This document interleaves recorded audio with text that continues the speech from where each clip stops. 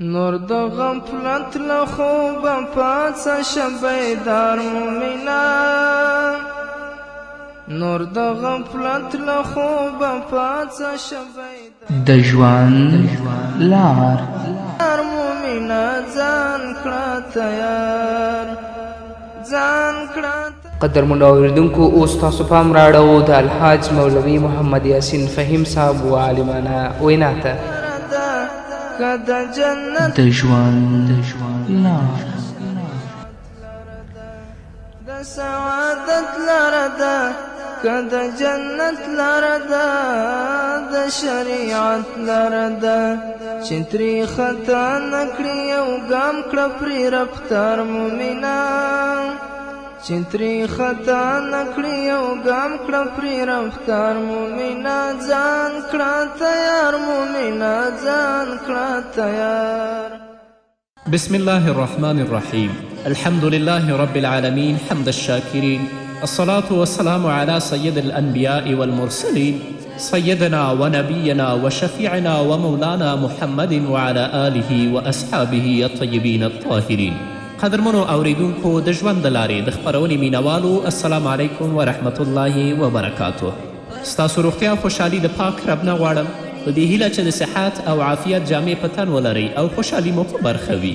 دا دی زه محمد یاسین فهیم د ژوند د لارې د خپرونې په وړاندې کولو کې ستاسو په خدمت کې یم. زموږ د نننۍ خپرونې موضوع ده د خلکو پر نیوکو او د خلکو په بدو ویناو باندې هیڅکله مه خفه کیږه او مه نهیلې کیږه. الله رب العزت محمد رسول الله صلی الله علیه وسلم ته فرمایی د مکې مشرکین چې څومره په تا باندې نیوکې کوي یا تا پسې بد رد وایي، د دیو په نیوکو باندې د دیو په بد رد ویلو باندې هیڅکله ته مه خفه کیږه، ځکه دوی تا ته د څه سرسري اذیت نه پرته نور څه نشي رسولی. والله یعصمک من الناس، الله تا د خلکو نه ساتي. نو که څوک سمندر ته تیږه وروغورځوي نو سمندر او سیند ته څه زیان پې نشي رسولی. یو کاڼی راواخله بحر ته یې ګزار کړه، سیند ته یې ګزار کړه، نو سمندر او سیند ته به څه زیان پې ورسوي؟ بلکې څوک چې کاڼی او تیږه ورغورځوي دا خپله په غورځولو باندې ستړی کیږي. نو هر مسلمان ته، خصوصا زموږ علماو ته، دعوتګرو ته دا پکار ده چې د خلکو نیوکو ته خپله سینه لکه بحر او لکه سیند غوندې پراخه کړي او د چا د نیوکې له امله خپل مزل ونه دروي، بلکې د لا پرمختګ لپاره چټک ګامونه واخلي. راشي تاسو د الله دین ته خلک رابلئ، د الله کلام خلکو ته بیانوئ، د محمد رسول الله صلی الله علیه وسلم ویناوې خلکو ته بیانوئ. خامخا حاسدین شته، کینهګر شته دی، تاسو ته به هر څه وایي، خو تاسو د خپل سینه پراخه کړئ. رسول الله صلی الله علیه وسلم خلک د الله دین ته رابلل. چا به ورته جادوګر ویلی، چا به ورته کاهن ویلی، چا به ورته شاعر ویلی، چا به ورته لیونی ویلی، خو د رسول الله سینه پراخه وه ان تر دې چې د الله دین د دنیا هر ګوټ ګوټ ته ورسوه.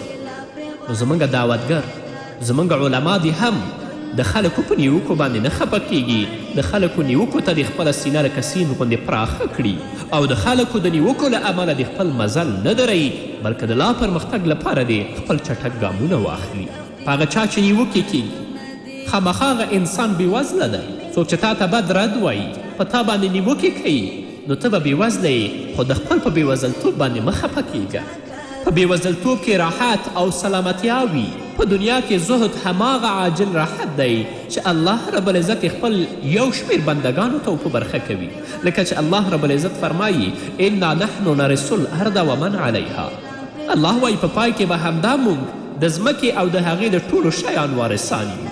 او شاعر څومره ښکلې وینا کړي، ماء و خبز و ظل ذاک النعیم الاجل کفرت نعمت ربی ان قلت انی مقل. شاعر وایي چې اوبه او ډوډۍ او سوری دومره ستر نعمتونه دي، که سره له دې هم زه ووایم چې دا لږ دي، نو ما به د خپل رب د نعمتونو او د خپل رب د لورولو ناشکري کړې وي. الله تا ته علم درکړی، الله رب العزت په تا باندې فضل کړی دی، نو د الله د دې نعمتونو شکر ادا کړه. که خلک په تا باندې نیوکې کوي، بد رد وایي، د هغو په ویناو باندې هیڅکله مه نهیلې کیږه. امام شافعي څه وایي؟ که د سرندیب آسمان سره زر ووروي او د تکرور کندې سپین زر را بهر کړي، نو زما یې پرې څه؟ ځکه پر ژوند مې ډوډۍ او تر مرګ وروسته مې قبر په برخه دی. زما همت د پادشاهانو دی او نفس مې اصیل دی چې زه لا تر کفر کم ګڼم. خپل سینه پراخه کړئ. که په دنیا کې خلک هر څه کوي، څومره سرمایه لري، څومره دارایی لري، تاسو په هغه باندې مه خفه کیږئ، بلکې کم هدف لپاره چې الله انسان خلق کړی دی باید د هغه هدف باندې خپلې پښې لوڅې کړي او روان شي او د خلکو په نیوکو باندې هیڅکله خفه نه شي.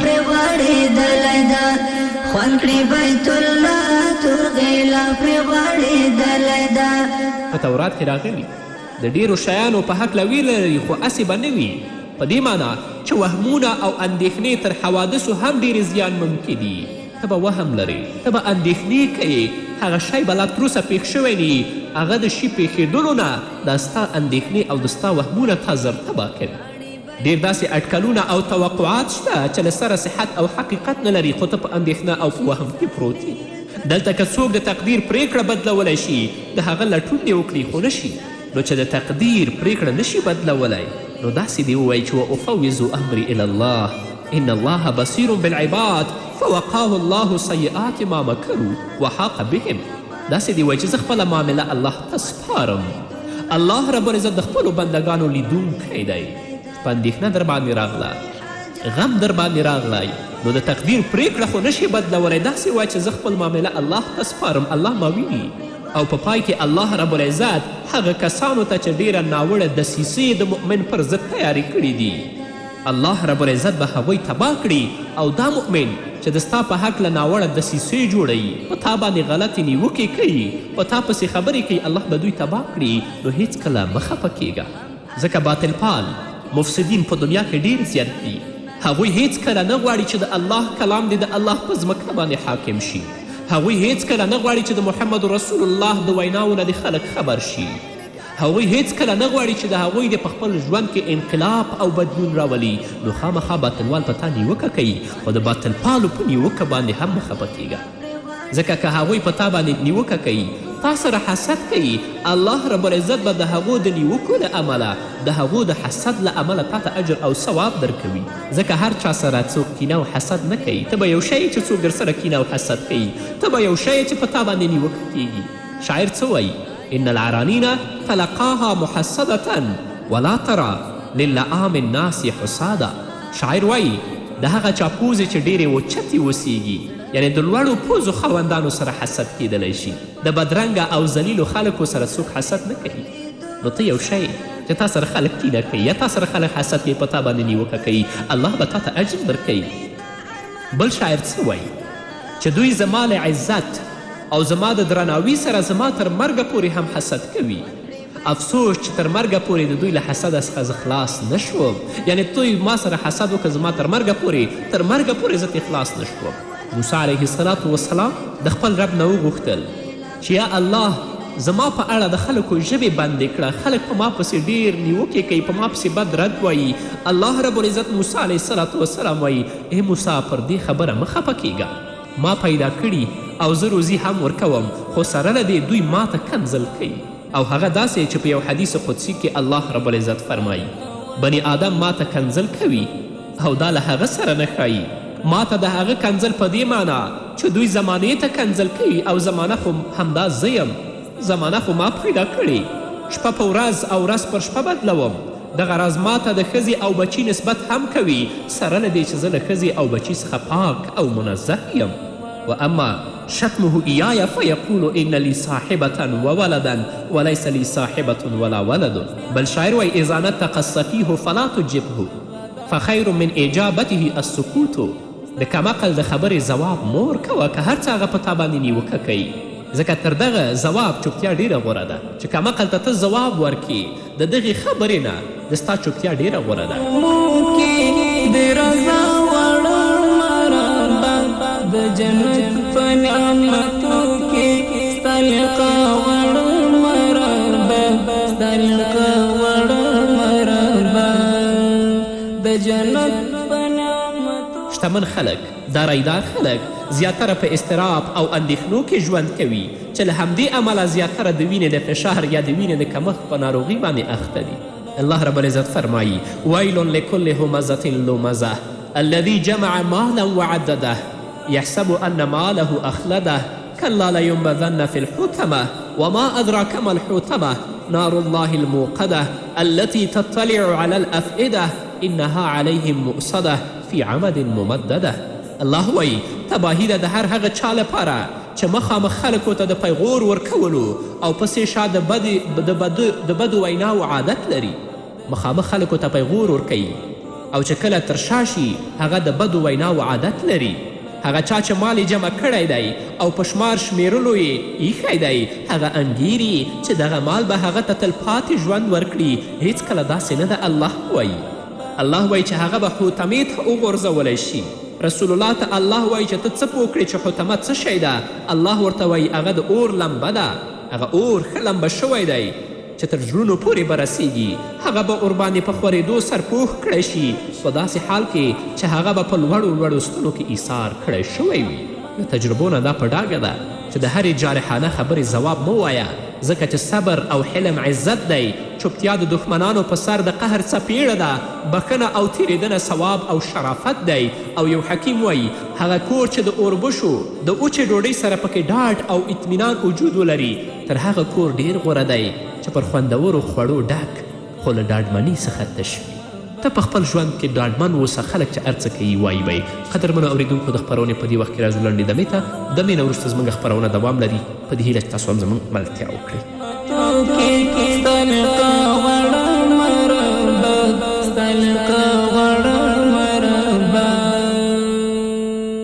قدرمنو اوریدونکو بیا هم زموږ سلامونه او نیکې هیلې ومنئ. نو خلک چې په تا باندې څومره نیوکې کوي، تا سره حسد کوي یا تا سره کینه کوي، یا ته په یو مصیبت او کړاو کې ژوند کوي، هیڅکله مه خفه کیږه. یو ورځ به در پیښه ناروغي ښه شي، ګناه به دې وبخښل شي، ستا پور او ستا قرض به لنډ شي، بندیان به په کور شي او نیستمن به شتمن شي. نو ولې خفه کیږي؟ مه خفه کیږه. تورې ورځې له منځه ځي او تورې شپې سبا کیږي، توپانونه تم کیږي. همداسې به د ستا د ژوند ترخې شیبې هم په خوښي او سوکالي واوړي. نو ولې خفه کیږي؟ د لمر تاو په یخ سوري وجل کیږي، تږی او جل وهلی په یخو اوبو خړوبیږي، وږی په ډوډۍ مړیږي، بېخوبي په خوب او ناروغي په روغتیا له منځه ځي. ته لږ صبر وکړه، الله رب العزت به تا د ټولو کړاوونو نه خلاص کړي. خوشبویي د معطره مراسم دي، خوشبویي د معطره مراسم. مه خفه کیږه، یوازې ته نه یې بلکې د نړۍ ټول طبیبان، حکیمان، عالمان، ادیبان او شاعران د الله د تقدیر په وړاندې سر کوزوي او بېوسه دي. علي بن جبله وایي که له مرګوني غم سره لاس او ګریوان هم شي نو بیا هم مه ناهیلې کیږه. د الله په پریکړه خوښ اوسه. که د الله ودروي نو ودرېږه او که دې کینوي نو کینه. پر بېوزلي صبر وکړه او پر بډاینه باندې شکر وباسه، ځکه چې همدا د دې عقیدې له لوازمو څخه ګڼل کیږي چې رضیتو بالله ربا وبالاسلام دینا وبمحمد نبیا. د الله پر ربوبیت، د اسلام پر دین او د محمد رسول الله صلی الله علیه وسلم پر پیغمبري خوښ یم. نو چې کله پې خوښ یې کومه ستونزې، تکلیفونه او کړاوونه چې تا ته په ژوند کې راځي په هغه باندې هیڅکله مه خفه کیږه او مه ناهیلې کیږه.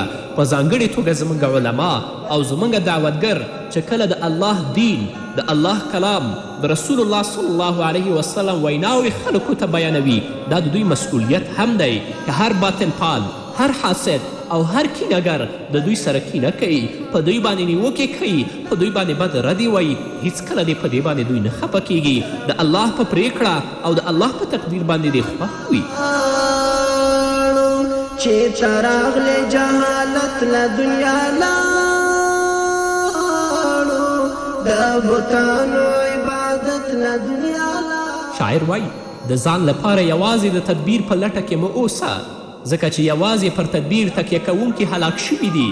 ځان لپاره تدبیر مه کوه، بلکې د ټول ملت مسئولیت، د ټولو مسلمانانو مسئولیت په غاړه واخله. خصوصا زموږ علما کرام دوی مسئولیت لري چې د الله دین خلکو ته بیان کړي.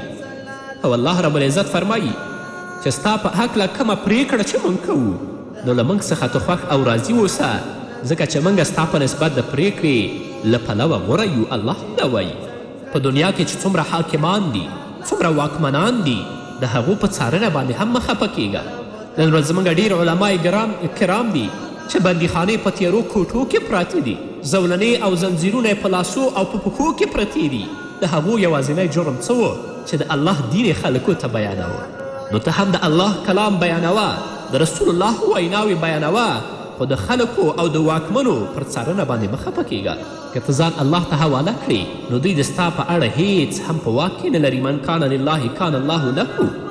علامه ابن تیمه رحمه الله چې کله زندان ته واچولی شو نو داسې ویل چې زما دښمنانو زما په اړه څه وکړل؟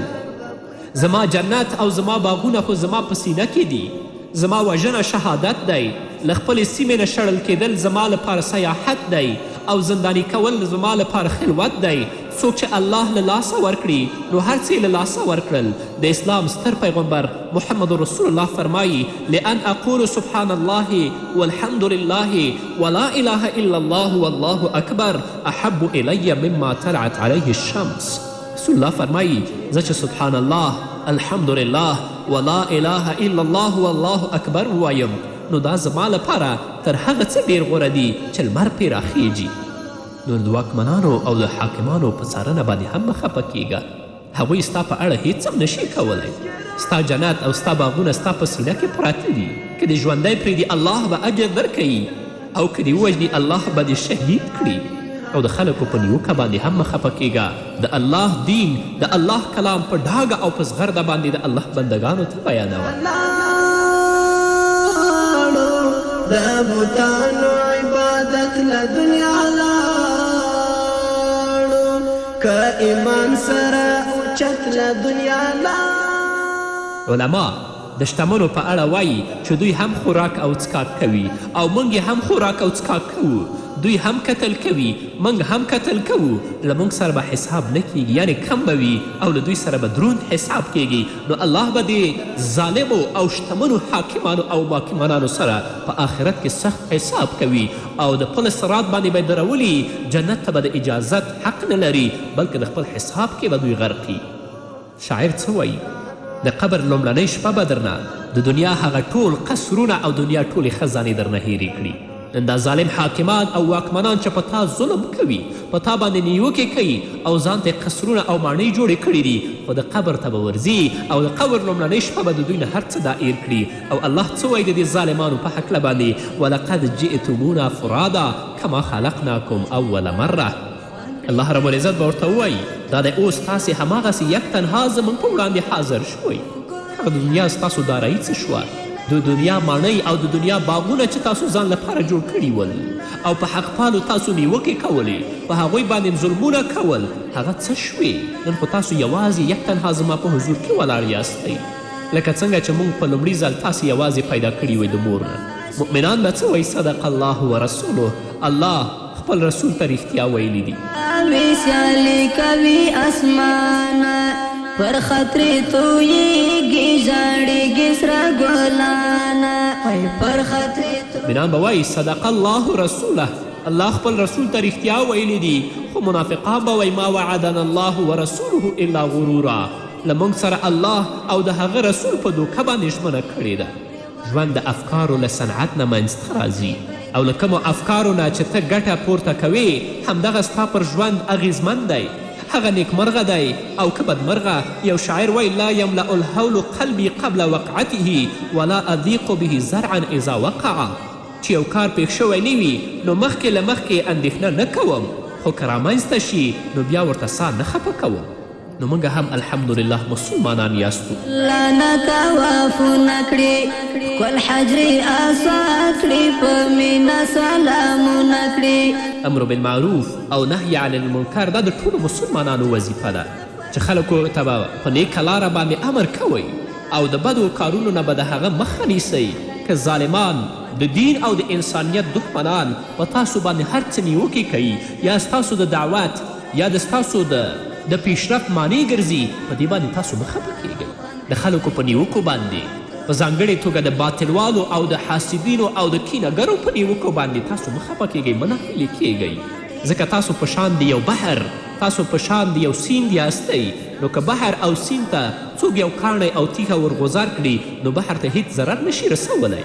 بلکې چې دا څوک یې غورځوي دا به ستړی کیږي نو کینهګر به تل لپاره ستړی د خپل د زړه غوښې به خوري حاسد به تل لپاره ستړی په اندېښنه او په وهم کې به پروت وي د خپل د زړه غوښې به خوري ستا نه به هیڅ څه کمولی نشي خپل خلکو نیوکو ته خپله سینه پراخه کړئ لکه د بحر په شان باندې او د چا د نیوکې له امله خپل مزل مه دروئ خپل مزل مه دروئ بلکې د الله دین د الله رب العزت کلام ډیر په ډاګه باندې باید مسلمان د الله بندگانو ته ورسوي په دې لاره کې چې هر تکلیف هر کړاو او هر مصیبت تا ته رسیږي الله رب العزت به د دې په بدله کې تا ته اجر درکوي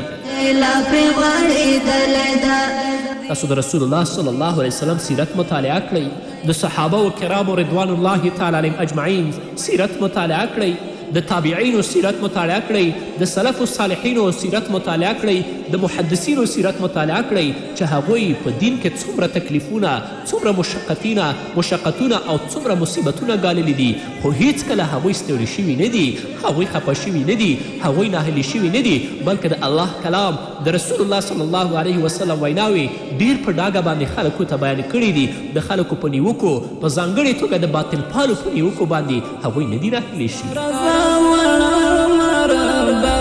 د جنت په نعمتو کې ستلقا وړم ربا ستلقا وړم ربا د ژوندون د الله دې موږ ته هم توفیق راکړي چې الله دین په ډاګه باندې خلکو ته ووایو او د هیڅ حاسد او د کینهګر د ویناو او د نیوکو په مقابل کې موږ خپل سا ونه درو خپل مزل ونه درو د الله نه ځان لپاره تاسو لپاره په ځانګړې توګه ټولو علماو کرامو لپاره د نیکو اعمالو توفیق او د پراخې سینې غوښتونکی یم نو دا به زموږ نننۍ خپرونه چې ستاسو ګران حضور ته وړاندې کړه تر بلې خپرونې پورې چې زه بیا هم ستاسو ګران حضور ته راځم تاسو ټول په پاک رب سپارم پاتې ژوند او پاتې ورځم نیکمرغه الله مو د خدا ذکرونه کوه پر دې ننګونه کوه تلاوتونه کوه د خدا ذکرونه کوه پر دې ننګونه کوه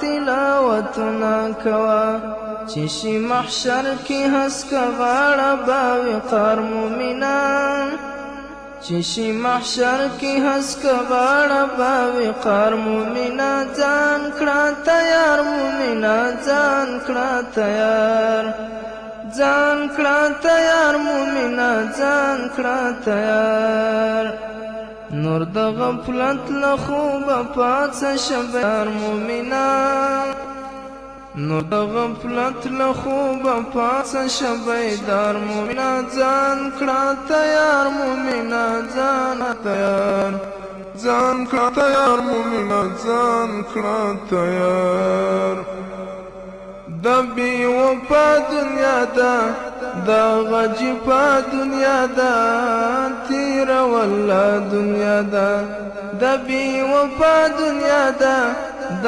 غجفا دنیا ده تیر والله دنیا ده ور باندې مکړه په هیڅ وخت کې اعتبار مومنان ور باندې مکړه په هیڅ وخت کې اعتبار مومنه ځان کړه تیار مومنه ځان کړه تیار ځان کړه تیار مومنه ځان کړه تیار نور د غفلت له خوبه پاڅه شه بیدار مومنه نور د غفلت له خوبه پاڅه شه بیدار مومنه ځان کړه تیار مومنه ځان کړه تیار ځان کړه تیار مومنه ځان کړه تیار خوشي خیالونه پرېږده د ناز خوبونه پرېږده نور ګناهونه پرېږده خوشي خیالونه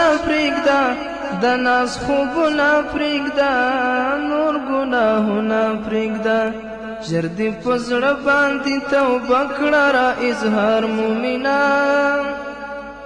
ژر دې په زړه باندې توبه کړه را اظهار مومنه ځان کړه تیار مومنه ځان کړه تیار ځان کړه تیار مومنه ځان کړه تیار نور د غفلت له خوبه پاڅه شه بیدار مومنه نور د غفلت له خوبه پاڅه شه بیدار مومنه ځان کړه تیار مومنه ځان کړه تیار ځان کړه تیار مومنه ځان کړه تیار ډېر تکلیفونه شته دي وړاندې اورونه شته دي ستړي مزلونه شته دي ته مزمل د قلم یاد ساته گفتار مومنه د مزمل د قلم یاد ساته گفتار مومنه ځان کړه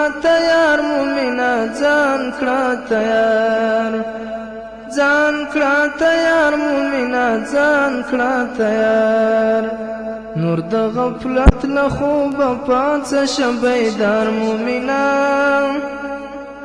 نور د غفلت له خوبه پاڅه شه بیدار مومنه ځان کړه تیار مومنه ځان کړه تیار ځان کړه تیار مومنه ځان کړه تیار